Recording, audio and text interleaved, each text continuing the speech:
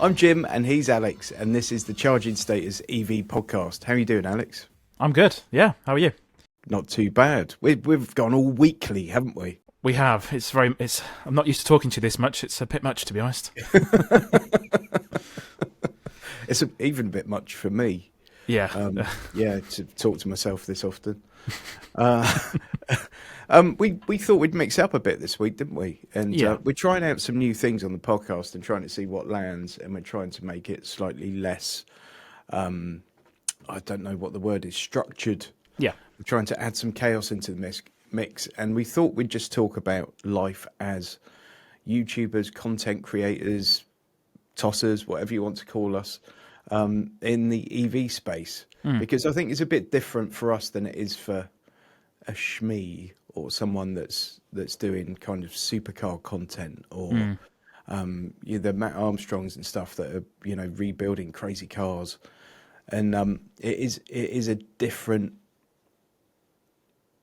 area entirely, and I think it's not always conducive to growing a channel quickly. Yeah. But you've obviously started kind of on the car thing much later than me, and your channel's much younger than mine. But I guess the big question and the big talking point is, would you have had more or less viewers and subscribers if you'd have done a mix of content, more of a mix of content, or just stuck to purely EV, or just stuck to purely petrol, diesel, hybrid? I think it's beneficial doing all of the different types of powertrains because you've got a big mix of audiences. And one thing I've thought about is the longevity of the content. Yep. So as we move forward with the transition to EVs and stuff, the videos I've made this year or last year are going to be relevant when those cars become used and people look to buy EVs. So there's a thought of how evergreen that content's going to be, and how relevant it's going to be. And I guess the channels that do those building projects like Auto Alex and stuff, they get a lot of followers that after the personalities that make the videos. More about what they're actually doing, and I can see that, and it's a little bit different in terms of car reviews. Yeah, You'll get some channels get which any of those, Alex, but yeah, yeah. It's weird, isn't it? So when I started my channel, I didn't really have. I think I had one Tesla video or something. Okay. And I just didn't have any interest in EVs other than Tesla, really. Right. Because everything else seemed so far behind at the time. Yep. And nothing else seemed that interesting or exciting. It was a case of, we'll take the engine out of something and put some batteries in, and it won't be a very good car potentially at the end of it, or it'll be, the Leaf was doing well and stuff, but I had absolutely zero interest in the Leaf. But I didn't set about just making a petrol only channel by any means. But there are times now where I feel like if right now, if I were to go full petrol and diesel or full EV, I might get quicker growth.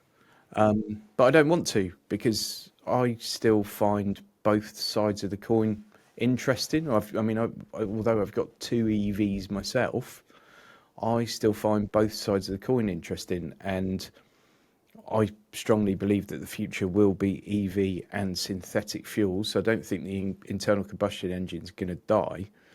I just think it will become rare, and possibly for people with money. I think it'll be classic cars, and Which is fine. Yeah. like hyper performance cars. But it's interesting. I think the amount of hate you can generate from both sides as well. It's much less from the EV enthusiasts, but I mean, I even got a bit the other day on. I did the video on the Toyota Yaris, the GR Yaris. Oh yeah.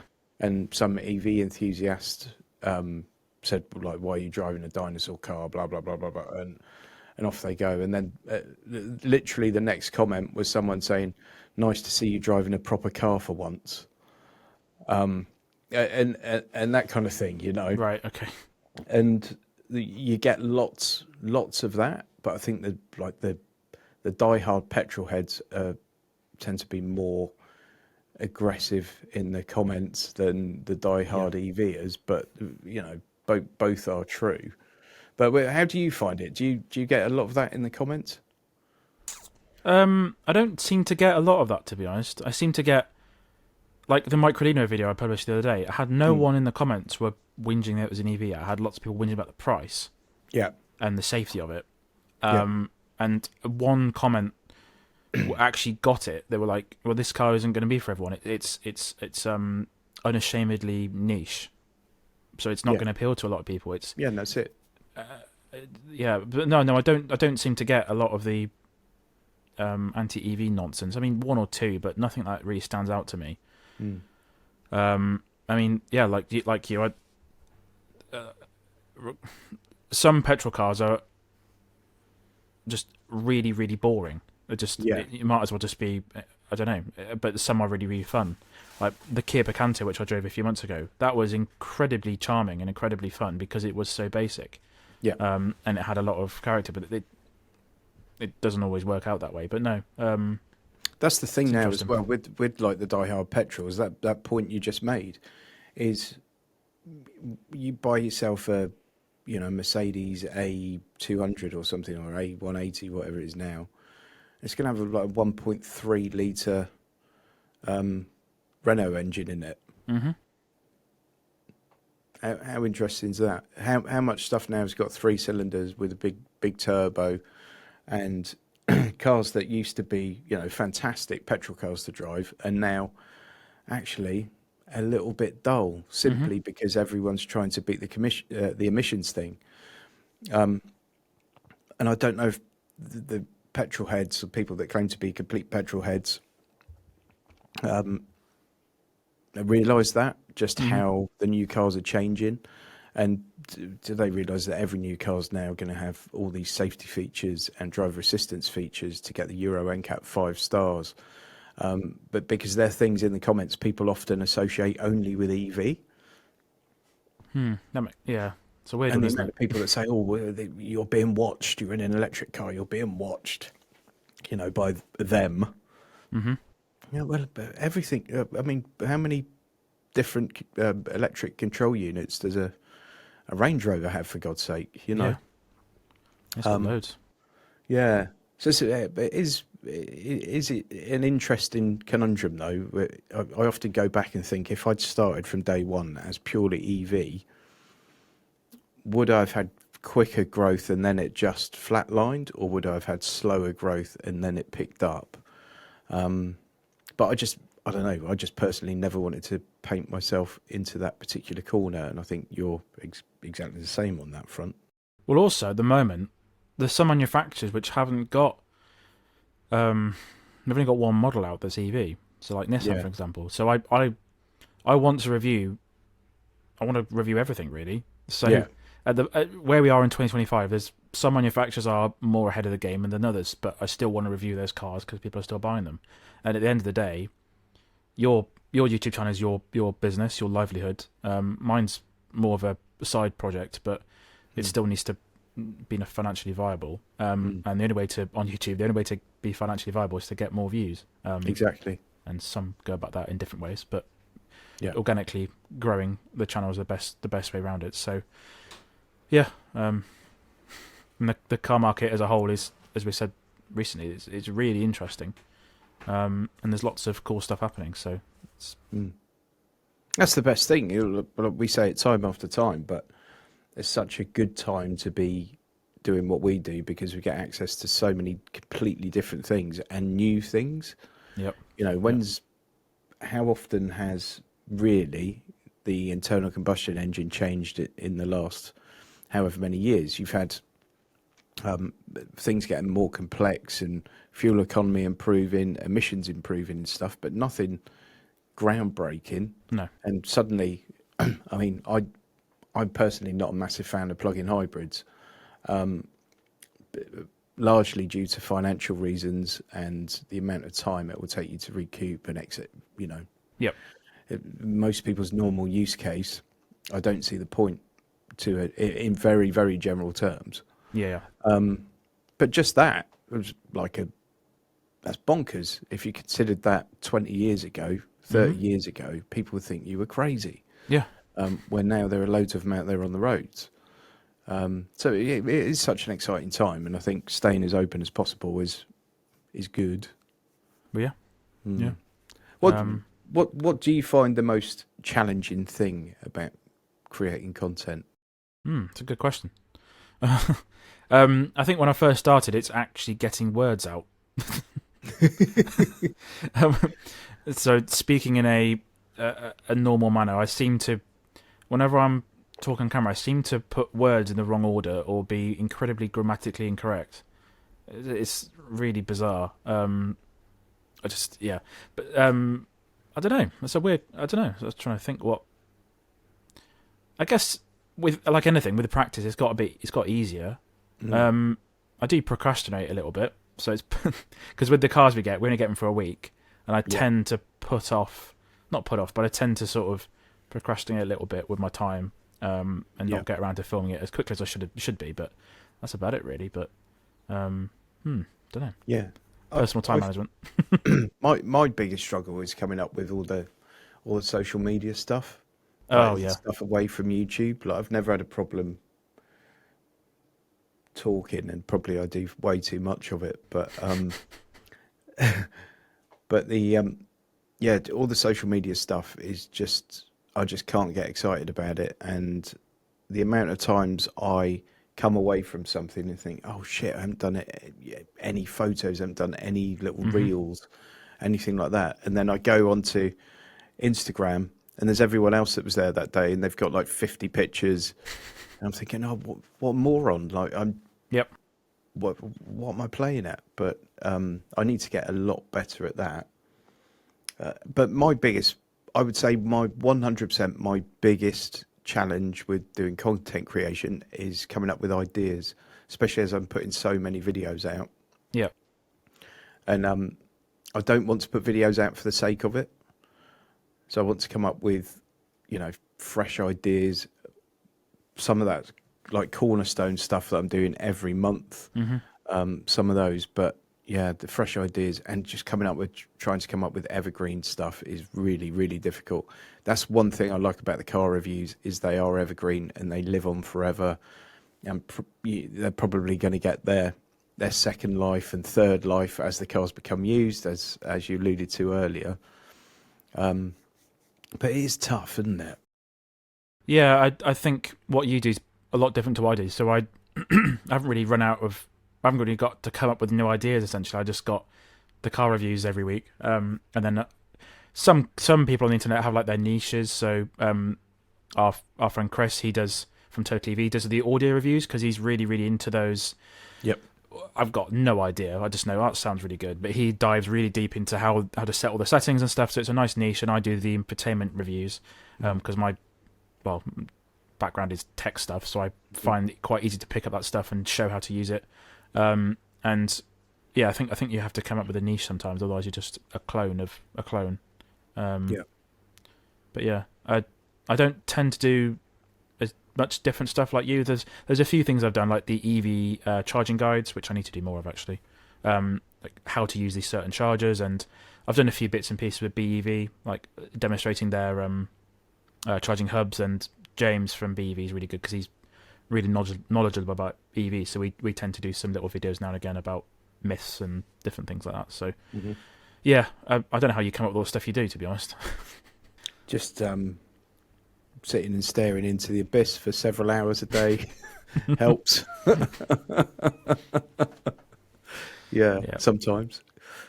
No, it is tricky, and the thing I find is I'll have like 10 ideas at once, and then I'll end up forgetting 7 of them, and I'll film 3 videos in short shrift, and then that's done, and then I can't remember any of those brilliant ideas I had. So I have started to use a few tools to note things down and stuff. What, a notepad or something? I literally have a notepad, and just notes on the phone and sending myself emails. Right. However, I try and store these things now, but I find I've either got all the ideas in the world or none, and it is tough. Like last month, I could have put out another 5 or 6 videos quite easily, but I literally had no ideas. And Yeah. yeah, it's a bit scary when that happens as well. That's why I actually did a few videos on my travel channel, my neglected travel channel, because I could think of ideas for that, and I couldn't think of any for the car stuff. Yeah. Um, There's but some then it's channels I watch which I quite do look busy. at and think, how the hell do you come up with those ideas? Like one of my favourite channels at the moment is All the Gear by Oh yeah, I love that. Ethan and Jack, and they used to work at Car Throttle. But every time a video comes out every week, I'm like, I'll instantly watch that because it's always going to be entertaining. But I don't know how they come up with ideas like that. Obviously, there's two of them; they can bounce ideas off each other. But yeah, there's some channels I watch. I think, where did that come from? Like, I think the good thing they've got as well is they're not pigeonholed. Like, it's a little bit travel-y, yep, but they can literally come up with any idea, and a lot of it's like, I mean, just things like they did the cheapest pint in England, didn't they? And then the most expensive or something, and those kind of things. And then we're going to go and fly to wherever is the cheapest flight we can get, and that kind of stuff. It's great because they're not restricted by anything, No. and they also started with an audience, which Yep. is must Key. be amazing to start with an audience, knowing your first video is going to get 200,000 or 300,000 views. Yep.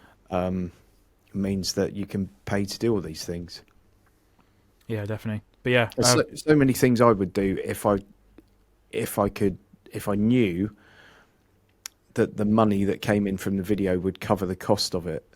that's makes Not sense. not even to make a profit, but just to break even. I'd do so many more of those. Yeah.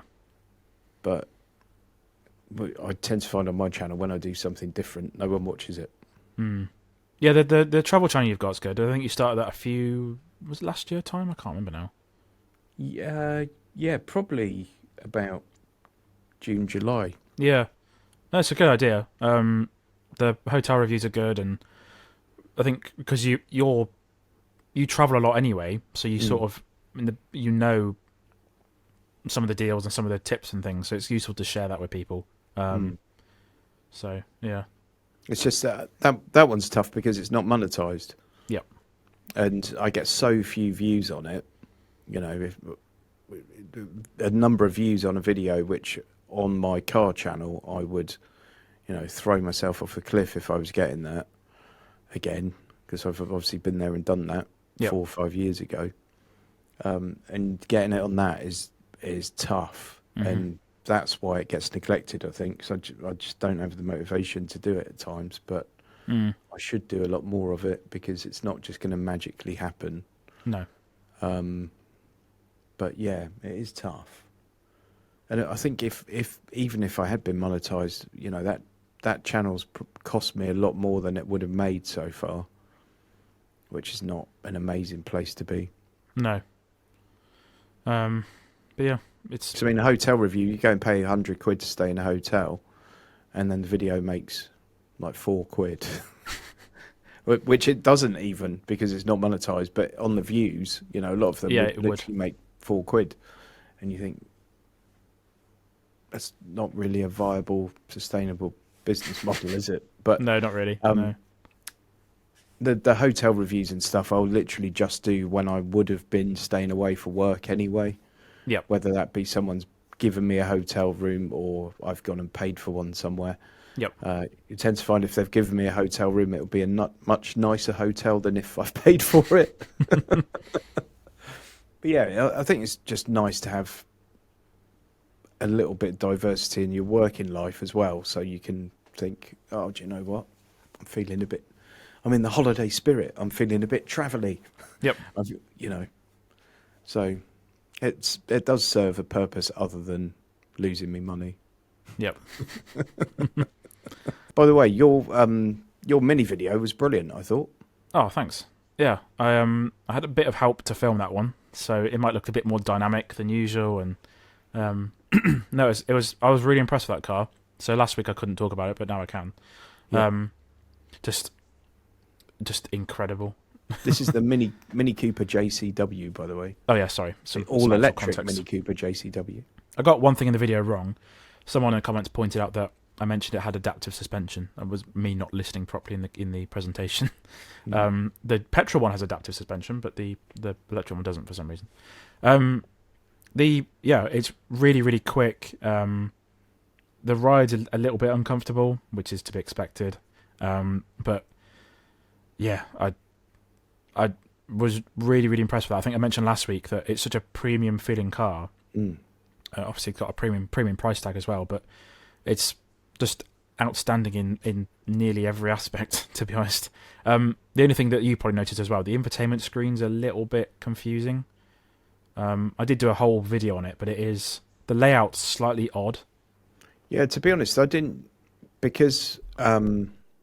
spend loads of time in the infotainment system. I think it was because I did the launch of the Cooper Electric. Oh yeah, and I mean I don't do anything with the infotainment on those really.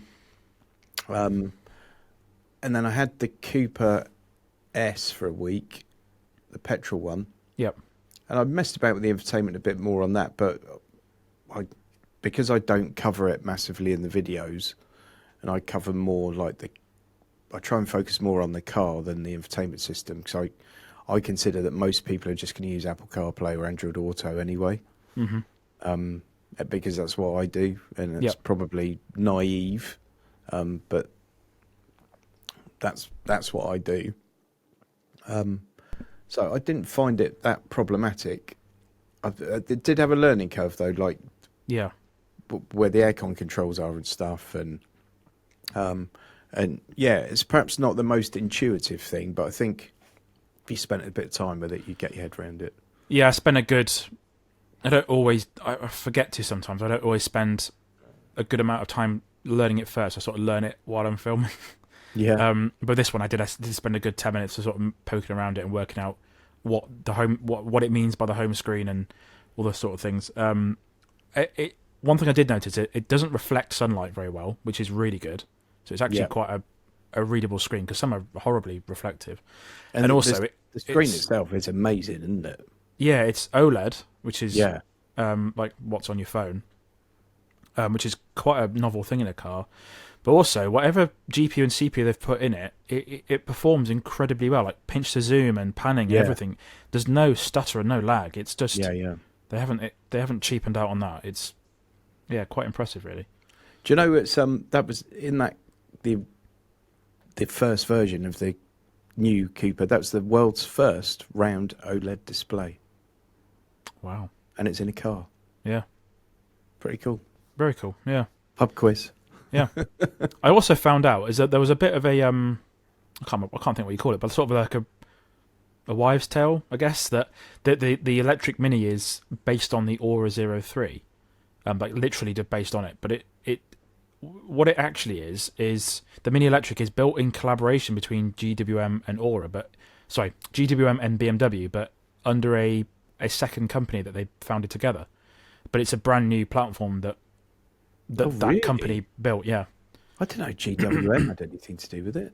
Yeah, so I can't remember what the exact company's called, but yeah, BMW and GWM built this platform together, and that underpins the new Mini, but also the Aceman, which is electric only, I think. I didn't have time. The Aceman's the only one that's electric only, isn't it? Yeah, it is. Yeah. And that's interesting. Yeah, as it's quite obvious, the petrol one is the last gen Mini, but heavily restyled. Because if you look at the interior photos side by side, there's some weird differences. Like the dashboard's higher in the petrol version, the air vents are different, and there's some little weird bits. But yeah, nice. Yeah. But yeah, overall, really fun car, very engaging to drive, and very, very premium, as you'd expect for price. So, no, yeah, very good. Interesting materials in those as well, like the material on the dash and everything is very cool. Did you have it on that?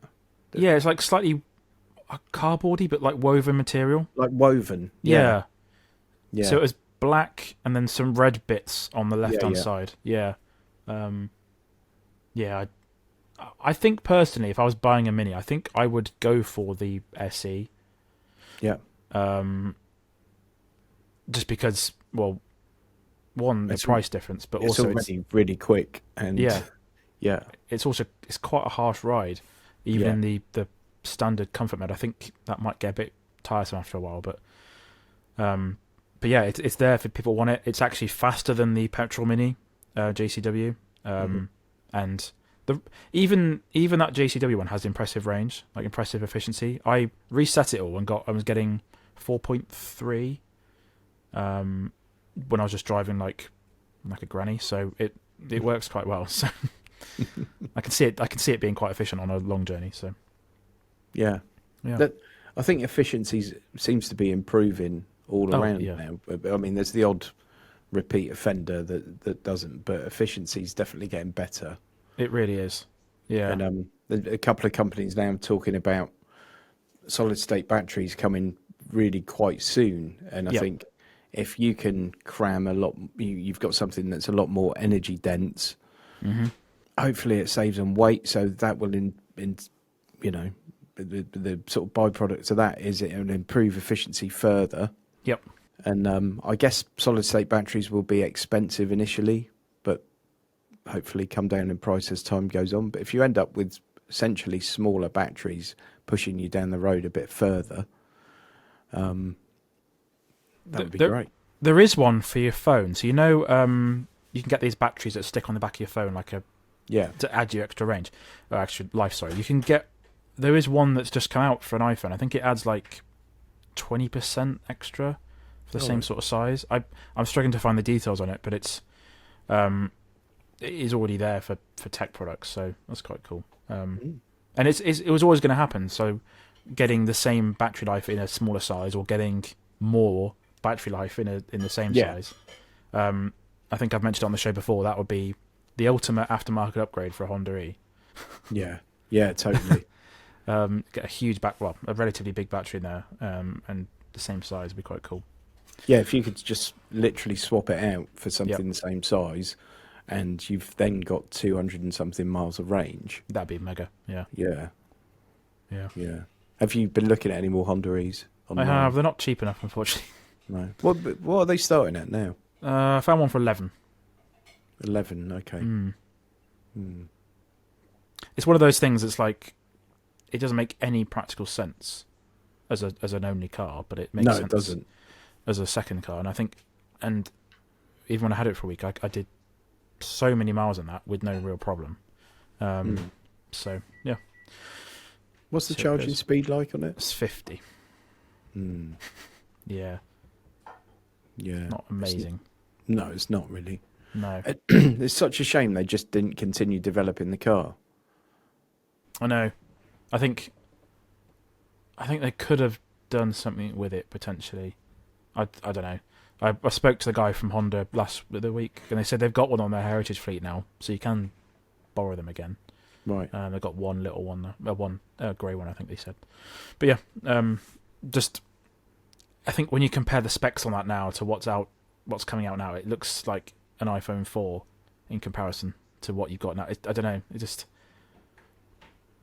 It's everything's moved so quickly in 5 years. Yeah, massively Yeah, so, wouldn't it? yeah. Mm.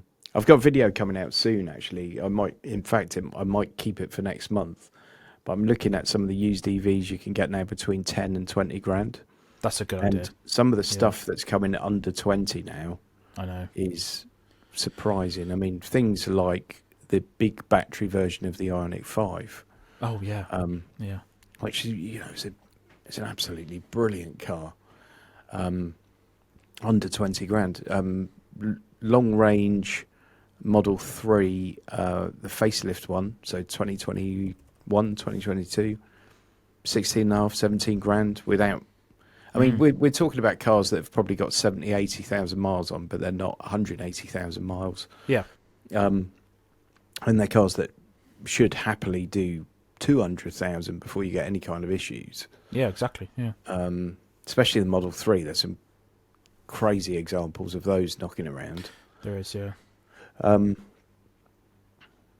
And yeah, when you look at where they started and where they are now, but then compare them to, I mean, you think that long range Model 3 in 2021, what else was around really that would give you 350? There was a handful of cars. Yeah, there wasn't much. Yeah, Where now, like 400 seems to be the new long range number, doesn't it? it does. Yeah, it's all moved on incredibly fast. And it's not until you look back at what we used to have do you think, oh wow, like it's actually quite quick. The progress on it all. The car I've got outside the moment is actually the BYD Seal. So we're recording this on Thursday, 29th. And it goes back tomorrow. Sad face with that one. I really love that car. It's very, very efficient. I did text you the other day and said I was getting 5.5 miles per kilowatt hour. That was actually not correct. Oh, okay. The BYD's got some very weird choices on formats. So if you look at the driver's display, it tells you what is it, kilowatt hours per 100 miles, and then when you go into the screen, it's actually in small font. It says kilowatt hours per 100 kilometers. So I converted that, and it was like 5.5 miles per kilowatt. But no, averagely, that's incredibly impressive. Oh, it's annoying. So averagely, it was getting 3.5, I think. Okay. Which is still really good because that was giving me a range of like 310 plus miles. I think roughly. So what's the battery? Is it an 80 82? 82, yeah. Yeah. They just still seem very inefficient compared to Tesla. Yeah. I guess so, yeah. Even the performance I was driving, I was getting pretty good efficiency out of it. But I think for a lot of use, I think that's fine. I was thinking the other day, you need an EV. Well, not...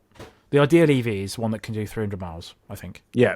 Because I was thinking, if I had a car that could do 200 miles, I was doing a journey 100 miles away, and you had that buffer at the very end, and it's sort of a nice little safety blanket to have, just so you can make it work quite easily. Not that public charging's a faff, but it's just a nice place to be, really, in terms of range. But I said to you, the only problem I can find with that car is the cup holders on that thing. Literally it. Like, everything else is really good. Yeah, there's some little tiny weirdness with the software, like you said, the voice sounds stupid, and some other bits in there. But like generally, it's really decent, and really comfortable as well. So and it does offer an alternative. You know, it's got a really nice interior. It's amazing interior, yeah. And it's not particularly minimalist or anything. No. There's obviously a few tips of a few hats going in certain directions with it, but it does feel like a different like a viable alternative to some of the others out there. I think that's the really good thing in that that little space that sits in, with like the Model 3 and the Polestar 2 and maybe the Ioniq 6. They all have quite a different feel despite being somewhat similar. Yeah. ID7, of course, we could probably throw into that mix, although it's decent car, bigger. Yeah. But they've all got sort of a bit of an individual personality, where if you go into some of the other categories, like the mid-range SUV, there's especially as there are so many on the same platform, you know, Ford, VW, Skoda, the list goes on. And there are little subtle differences between them all, but they're essentially the same thing, or a very, very similar thing. Yeah. Where I feel like that sort of, I don't know what you call it now, the compact executive it used to be. There is a bit more individuality within it, like on the exterior and the interior. Yeah. It's a good. Yeah, and they're all very different to drive as well. Yeah. The Ioniq 6 is very much a lounge car. Yeah. You can sort of waft your way miles and miles away with no problems. Every time I think of Ioniq 6, I just think Tourer. Yeah. Like that is for doing 500-mile road trips in. Yeah. Yeah, definitely. It's absolutely brilliant at it. Yeah, it is. Yeah. Yeah, pretty decent. Yeah, I love it. I think we've waffled on enough, haven't we? I think we have, yeah. Yeah. Yeah. Folks, please subscribe to this or follow it, depending on which platform you're on. If you're watching on YouTube, please subscribe to the YouTube channel. If you're on Apple Podcasts, follow or do whatever it is you do on there. Whatever your podcast platform of choice is, please do some of that. If you can leave a review, that would be great. If you can thumbs up or comment, that's all fantastic. Anything you could do to give us a little bit of a push would be brilliant. We're trying to do these weekly just to see if it helps with the growth. And we're trying some different things. So if you like this kind of informal rambling chat, let us know. If you prefer us to talk about news events in a more regimented fashion, let us know. We're eyes and ears are open. So yeah, but thanks to everyone for listening to us, really. Yep, thanks everyone for listening. Thanks, Jim, for being here as always. And again, we'll see you again next time. Bye-bye.